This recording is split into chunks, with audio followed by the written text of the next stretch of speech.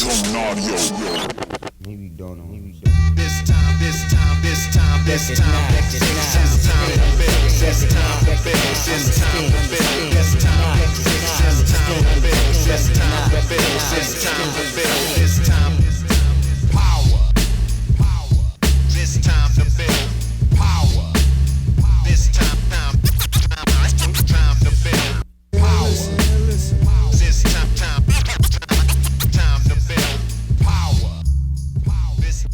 What's up, everybody? I'm your host, Chris Hampton. Today's episode is going to be a little bit different.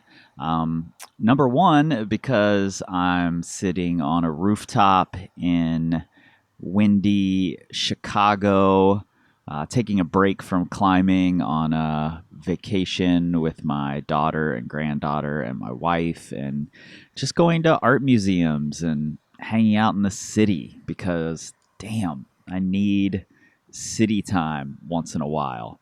Lander, Wyoming is not city time, despite what you've heard. It's not the city in Lander, Wyoming.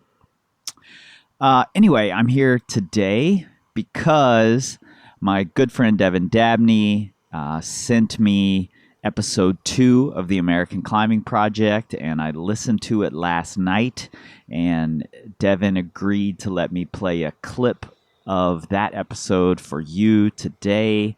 It's just a couple of minutes long, but especially for the people who have not heard episode 1, I want you to listen to this clip. Then I want you to go listen to episode 1. Then I want you to talk about it with your climbing partners, with your friends all weekend. And then episode 2 is going to be dropping on Tuesday. I believe that's the 10th. That's out of the top of my head, though, so don't quote me on that. But it will be coming, and you'll be able to hear that entire episode in just a couple of days. The American Climbing Project is a different kind of podcast. I've talked with Devin for a long time about him creating a podcast. He's such a creative soul to begin with, and he wanted to make something a little different, and he kept talking in terms of hip-hop mixtapes, and honestly I didn't know what to expect, and when he delivered me the first episode prior to it being released and I listened to it, I was blown away at the format, at the creativity, at the intelligent conversation that he was having and the perspectives that he was putting into his work. I appreciate the way Devin operates, and as someone who's collaborated with him many times, it's always a joy and a privilege for me to be able to collaborate with him. And my only criticism of the American Climbing Project was that I wanted to hear more of Devin. And he delivered on that as well. So the final product that you all got to hear in episode 1, which was released a month or so ago, was honestly just nothing short of mind-blowing for me. The way he delivers these conversations is really special. I'm not going to keep going about it. I could. There just aren't enough superlatives. I'm going to let you go listen to episode 1. But first, episode 2 is a banger, comes in a few days. And the discussion that Devin is having in episode 2, I think is really relevant right now. Nate and I just recorded an episode about why talented climbers fail to meet their potential.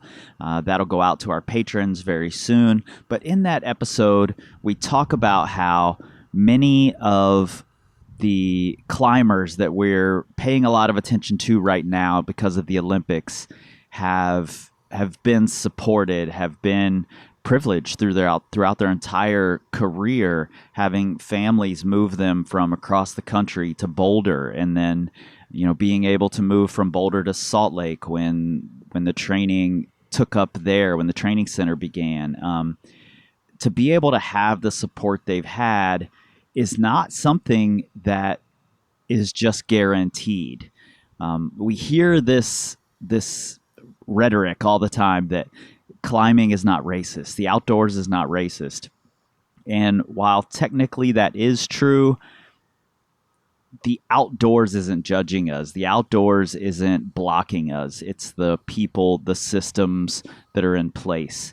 And what I really appreciate about this clip that you're going to hear and about the entire episode in general is that Devin, he's not intending this as a presentation of the facts per se. It's a presentation of perspectives, and it's perspectives of climbers. Climbers in this community, they are the people who are next to us at the gym. They're the people who are in line behind us at the crag.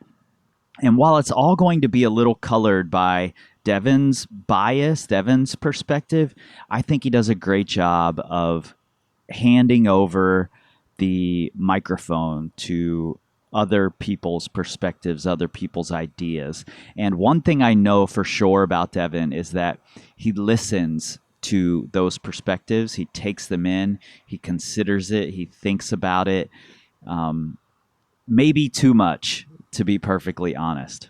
And I think that shows in his work that he's so thoughtful. This is intended to be a conversation, and I know that Devin and Rob over at the American Climbing Project would love it if you would engage in that conversation in a thoughtful and respectful way, as would the rest of this community. That's what's going to push us forward. So let's get into episode 2, The Great Equalizer. And if you haven't listened to episode 1 yet, go do that immediately after this.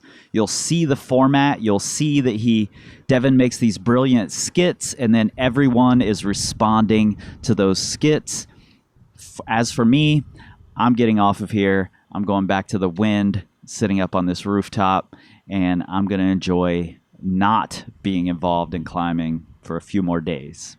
Of course, as always, you can find links to Devin's show right there in the show notes in your pocket supercomputers.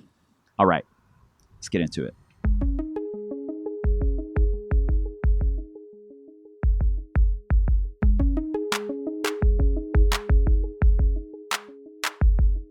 The challenge with climbing is that it's a cultural thing. So your natural demographics of your area is then going to influence the culture of your climb.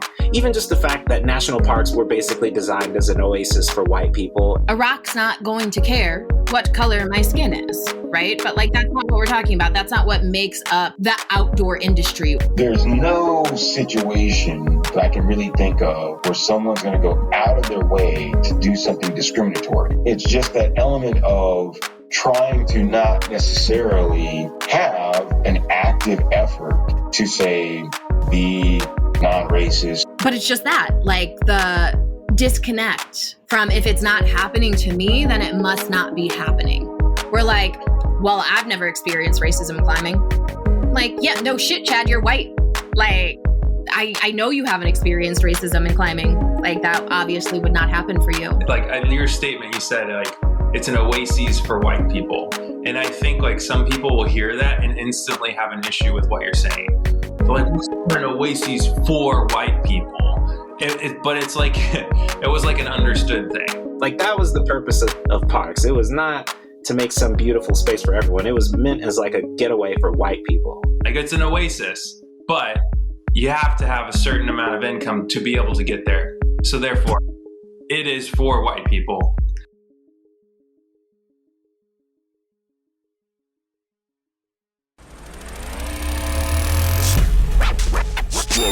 Audio.